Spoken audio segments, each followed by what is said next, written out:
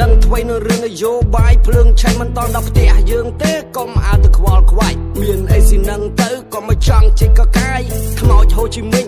ខ្មោចអាតានេះវាប៉ិនពូកែរៀបក្បួនវាងាប់ទៅហើយសតទស្សនៈប្រជាជនវាពេញខ្លួនវាខូចចំពោះខ្មែរតែពូកែសម្រាប់យួនអាបរកកំពូលល្បិចថាទៅសើឯងបន្តិចផលប្រយោជន៍តលខ្លួនគឺវាមិនដែលគិតប្រឹងពងរីកទឹកដីភ្នែកវាមិនដែលថ្មិចវាមិនខ្វល់ថាណាជេឌីលវាយ៉ាងម៉េចឲ្យទៅជនជាតិវារលដីដែលពេញសើតក្តៅស៊ីរៈនៅតែជាស៊ីជ្រៅបងប្អូនខ្មែរយើងគួរស្វែងយល់ឲ្យស៊ីចម្រៅមុខជាមិត្តពិតស៊ីសត្រូវវាធ្លាប់បោកដោយទាំងតាដោយទាំងឪ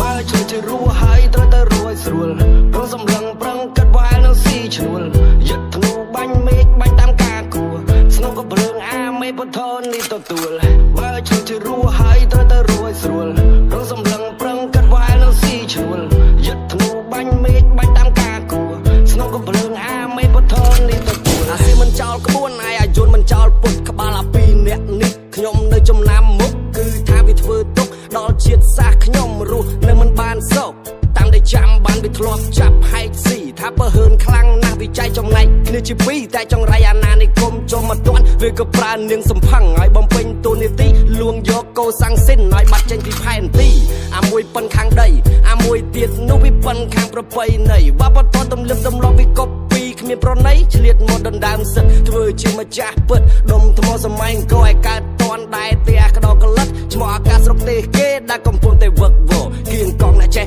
ដឹងយល់ច្បាស់ពីវប្បធម៌តាក់ចិត្តម្ចាស់ដើមឲ្យបង្រៀនវាបន្តអាក្បាលខូចណាបងឯងឲ្យតែគេភ្លេចខ្លួនតិចមិនបានមកបងនេះ